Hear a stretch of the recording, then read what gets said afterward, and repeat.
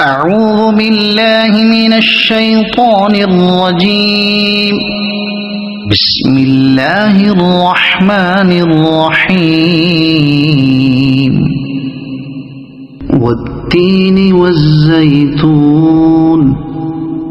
وطور سينين وهذا البلد الأمين.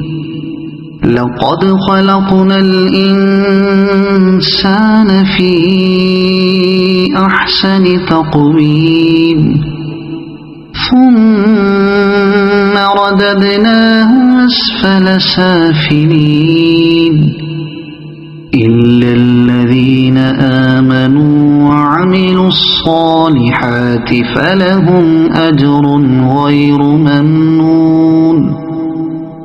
فما يكذبك بعد بالدين؟ أليس الله بأحكم الحاكمين؟ صدق الله العظيم.